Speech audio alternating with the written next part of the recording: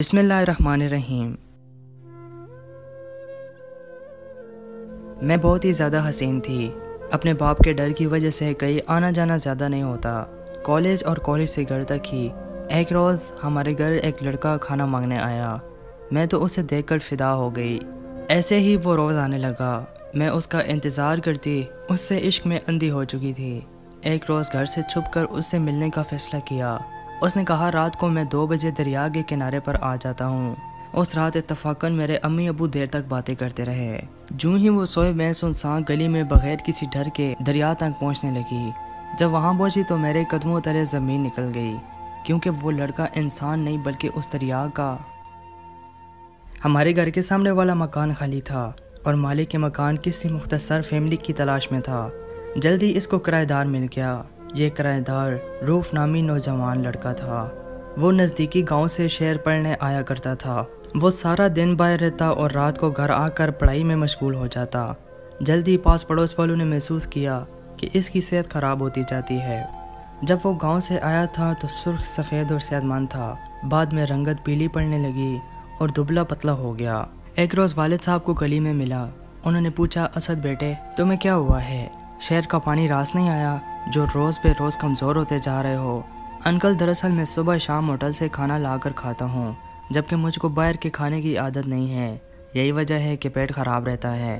والد صاحب بولے اگر تم چاہو تو کھانا ہمارے گھر سے کھا لیا کرو، معاشرے کا بھی طالب علموں پر حق ہوتا ہے، کھانا تو روز ہی پکتا ہے، ایک آدمی کا اس میں سے نکل جائے تو کیا فرق پڑتا ہے؟ ٹھیک ہے انکل، جب ضرورت ہوئی تو میں بتا دوں گا۔ اس گفتگو کے اگلے روز ہی معلوم ہوا کہ اسد اسپتال میں داخل ہے، کسی غیر معیاری ہوٹل سے کھانا کھایا تو فوڈ پوائزننگ ہو گئی۔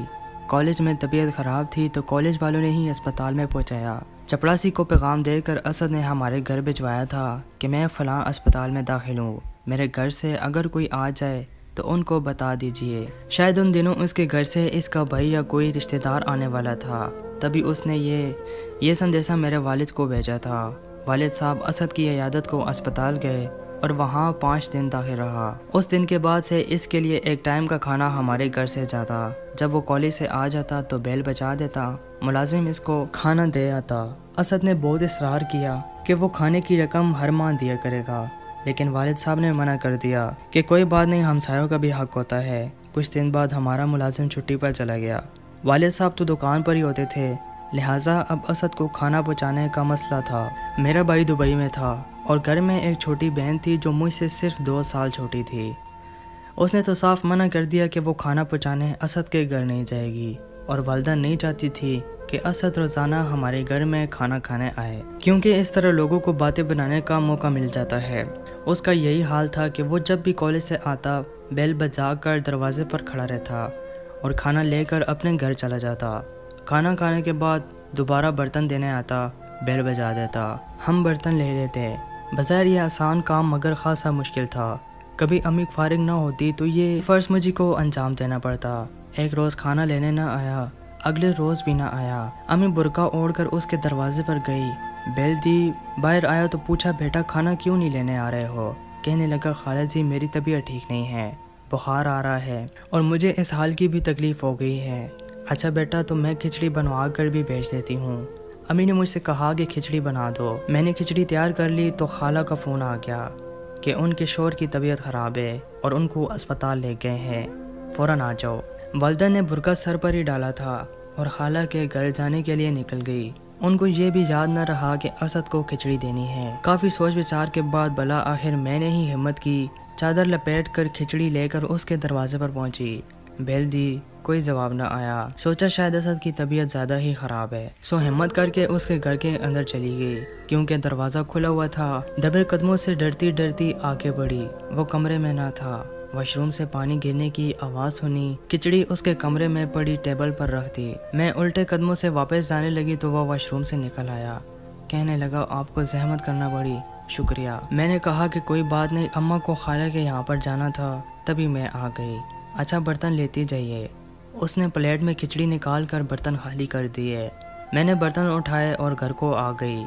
اس پہلی جرأت کے بعد میری جھجک ختم ہو گئی۔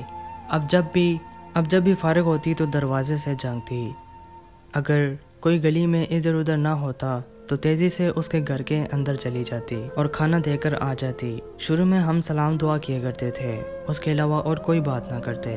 رفتہ رفتہ حجاج کم ہونے لگا اور میں ٹھہر کر اس کے ساتھ تھوڑی دیر کوئی ادھر ادھر کی باتیں کر لیا کرتی تھی۔ اب تک محلے والوں کو علم نہ تھا کہ میں اسے کھانا پہنچاتی ہوں۔ ایک روز بدقسمتی سے محلے کی ایک عورت نے مجھ کو اسد کے گھر سے نکلتے دیکھ لیا۔ بس پھر کیا تھا، بات منہ سے نکلی اور کوٹھوں پر چڑھی۔ وہ ایک لگائی بجائی کرنے والی عورت تھی۔ ایک طرف اس بات کو پھیلا دیا اور یوں سارے محلے میں بدنام ہو گئی۔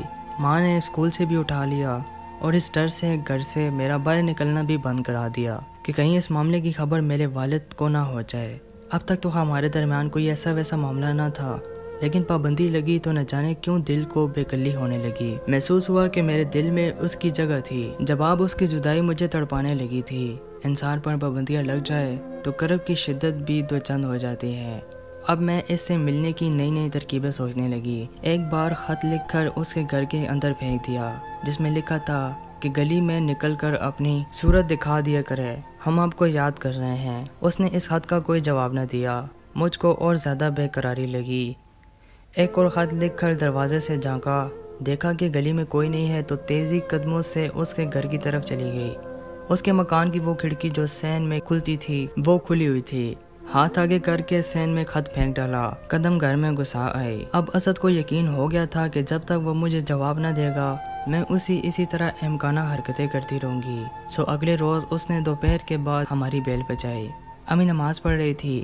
میری چھٹی ہے، اس نے کہا ہو نہ ہو ہے۔ دبے قدموں دروازے پر پہنچی، جاگا تو وہی تھا۔ کہنے لگا میرے مکان میں میرے کالج کے دوست اور کلاس فیلو بھی آ جاتے ہیں، لہٰذا اب تم میرے گھر میں مت آنا، تو پھر گلی میں میری بات سن لو۔ آخر تم مجھ سے کیا بات کرنا چاہتی ہو؟ ابھی ابا کے آنے کا وقت ہو گیا ہے، وہ اچانک آ گئے تو تم مجھ سے دریا پر ملو، میری سہیلی کا گھر وہاں قریب ہے، میں اس کے گھر کہہ کر جاؤں گی۔ دن کو تو مجھے پڑھائی کرنا ہوتی ہے، کل سے امتحان شروع ہیں۔ اچھا تو پھر رات کو مل لو۔ رات کو؟ اس نے حیرانی سے کہا، ہاں دریا 2-4 قدم پر تو ہے۔ رات کو امی ابا جلدی سو جاتے ہیں، میں اندھیرے میں نکل کر دریا کے پار آ جاؤں گی۔ دیکھو آج رات ضرور آنا، ایسا نہ ہو کہ تم نہ آؤ اور میں وہاں تمہارے انتظار میں رات بھر بیٹھی رہ جاؤں۔ ایسا کہہ کر میں نے جلدی سے دروازہ بند کر دیا۔ اب رکوف کے پاس اس کے سوا کوئی چارہ نہ رہ گیا تھا، وہ رات کو دریا کے کنارے بیٹھ جائے اور میرا انتظار کرے۔ اتفاقاً اس روز اماں اور ابا دیر تک باتیں کرتے رہے اور کہیں 12 بجے تک سوئے۔ جو ہی وہ سوئے میں نے دبے قدموں میں نبور کیا اور آہستہ سے کنڈی کھولی، گلی میں جھانکا۔ آسمان پر تاروں کی مدھم روشنی تھی، گلی سنسان تھی اور وہاں دور دور تک کوئی نہ تھا۔ جانے دل کی گلی کا کیا زوردار جذبہ ہوتا ہے کہ انسان نہ آندھی دیکھتا ہے اور نہ ہی طوفان، انسانوں کا خوف رہتا ہے اور نہ ہی بھوت پریت کا۔ تیز تیز قدم اٹھاتی تقریباً 7 منٹ میں دریا کے کنارے جا پہنچی۔ اگرچہ مجھے آنے میں دیر ہو گئی تھی تو یقین تھا کہ وہ وہاں ضرور ہوگا۔ ہزاروں وسوسوں کا خوف دل پر اٹھائے۔ جب میں دریا تک پہنچی تو دیکھا وہاں وہ نہ تھا۔ تھوڑا سا اور آگے بڑھی تو کوئی بیٹھا نظر آ گیا۔ میں سمجھی اسد ہے جو میرا انتظار کر رہا ہے۔ جب ذرا اور آگے گئی تو دیکھا کہ وہاں تو وہ نہیں بلکہ کوئی اور بیٹھا ہے۔ میں ڈر کر واپس پلٹنے لگی تو وہ بولا، ڈرو نہیں بہنا، مجھے اسد نے بھیجا ہے، اس کو سخت بخار ہے، وہ میرے گھر میں لیٹا ہے، تم کو بلا رہا ہے۔ میں نے کہا رات آدھی ہو چکی ہے، اب تمہارے گھر میں گئی تو واپس اپنے گھر کب پہنچوں گی؟ میرا گھر زیادہ دور نہیں ہے، اب آ گئی ہو تو اس کی بات سن لو۔ یہ لو، اس نے مجھے پرچہ لکھ کر دیا ہے، خود پڑھ لو اگر میری بات کا یقین نہیں ہے۔ اس نے جیب سے ٹارچ نکالی اور پرچے پر ڈالی۔ میں نے پڑھا لکھا تھا، مجھ کو شدید بخار ہے، 2 گھڑی دیکھنے آ جاؤ۔ انداز تحریری اسی کا تھا۔ میں اس کی تکلیف کا سوچ کر تڑپ اٹھی، بغیر سوچے سمجھے اس کے دوست کے پیچھے پیچھے چل دی۔ ذرا آگے آئے تو اسکوٹر نظر آیا، وہ بولا آپ بیٹھ جائیے، بس 2 منٹ میں پہنچ جائیں گے، تم کو واپس بھی اسی سواری پر لے آؤں گا۔ نہ جانے کدھر کس راستے پر وہ مجھے لے چلا۔ اس وقت میری مت ماری گئی تھی، اسد کے بخار کا سن کر اس کے پیچھے چلتی، حالانکہ مجھے واپس گھر کو پلٹ کر جانا چاہیے تھا۔ اسد کی سوچوں میں ایسی ڈوبی ہوئی تھی کہ اندازہ نہ ہوا کتنی دور چلی آئی ہوں۔ جب ایک مکان کے سامنے اسکوٹر روک کر اس نے اترنے کو کہا تو مجھے ہوش آیا۔ اب میں اکیلی طور پر اس کے رحم و کرم پر تھی۔ مکان کے اندر پہلا قدم رکھتے ہی دل نے کہا کہ تم نے یہاں آ کر بہت بڑی غلطی کی ہے۔ دھڑکتے دل کے ساتھ آدھی رات کو میں ایک انجانے گھر میں داخل ہو گئی۔ تصویر میں اسد کا پیارا چہرہ تھا اور کچھ سوچ نہ تھی۔ جب اندر گئی وہاں بستر ضرور بچھا تھا مگر اس پر اثر نہ تھا۔ ادھر ادھر دیکھا، شاید دوسرے کمرے میں ہوا۔ ابھی بھی اجازت لے رہی تھی کہ دروازہ بند کرنے کی آواز آئی۔ وہ شخص جو مجھے لایا تھا دروازہ بند کر چکا تھا۔ اتنے میں دوسرے کمرے سے 2 اور آدمی بھی آ گئے مگر ان میں سے اسد نہ تھا۔ میں نے پوچھا اسد کہاں ہے؟ ان میں سے ایک بولا اسے بھول جاؤ، وہ دریا میں ڈوب چکا ہے، اب ہم ہیں تمہارے اسد۔ اس کے بعد کیا کہوں، قلم تو خون کے آنسو میں ڈبو کر لکھوں تو سارے بدن کا لہو کام آ جائے گا۔ میں کتنی بے بس لڑکی اور یہ انسان نما درندے جو قدم بنا سوچے سمجھے مجھے اٹھا لائے اور مجھے کس طرح لے آئے۔ رات سر پر سے ایسی گزری جیسے ڈائن ہو۔ ہزاروں گدھ اور چیلیں چلاتی ہوئی کانوں میں محسوس ہو رہی تھی۔ صبح ہوئی بھی تو کتنی سیاہیاں سمیٹ کر میرے دامن میں لے آئی۔ اجالا تو پھر بھی ہوا ہی نہیں۔ میں نے اگر ایک غلطی کر لی تو دوسری نہیں کرنی تھی، مگر اگلی سب سے بڑی غلطی کی کہ ابا کے خوف سے صبح گھر پہنچنے کی کوئی تدبیر نہ کی۔ حالانکہ میں چاہتی تو صبح گھر چلی جاتی، جو ہوتا سو ہوتا، بابل کی چھت سے تو نہ جاتی، مگر میں تو وہیں بیٹھی روتی رہی، اسد کو کوستی رہی کہ اس نے میرے ساتھ یہ سب کچھ جان بوجھ کر کیا تھا یا وہ خود کسی کا شکار ہو گیا۔ بولپن سے اپنے کسی دوست کو اپنا رازدار بنا کر ان کو موقع فراہم کیا تھا۔ یہ عقدہ تو کبھی کھل ہی نہ سکا۔ گھر جاتی تو یہ عقدہ کھلتا، لیکن گھر کس منہ سے جاتی؟ میری حالت میری بربادی کا نوخہ تھی، بھلا کون مجھے قبول کرتا؟ شاید ابا جان دیکھتے ہی مجھے شوٹ کر دیتے۔ دوپہر تک میں روتی رہی، وہ لوگ گھر کو تالا لگا کر چلے گئے۔ میں نے پاس پڑوس میں جھانکا اور نہ ہی شور مچایا۔ یہی جی چاہا کہ اپنی بدنامی کا سہرا گانے سے بہتر ہے کہ یہیں پیاسی دفن ہو جاؤں۔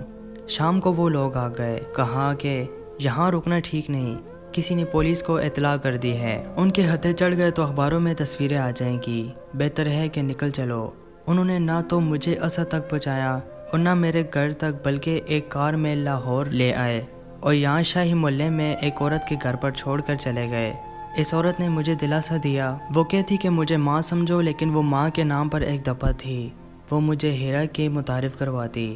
نہ جانے کب تک یہ ہیرا اس گندی جگہ پر بکتا کہ ایک روز ایک شخص جو وہاں اپنا دل خوش کرنے آیا کرتا۔ میں نے اسے اپنا قصہ سنایا، التجا کی کہ مجھ کو میرے والدین تک پہنچا دو، بے شک وہ مجھے شوٹ کر دیں، اس جگہ رہنے سے تو باپ کے ہاتھوں سے مرنا بہتر ہے۔ اس آدمی کو ترس آیا اور اس نے مجھے میرے گھر تک پہنچا دیا۔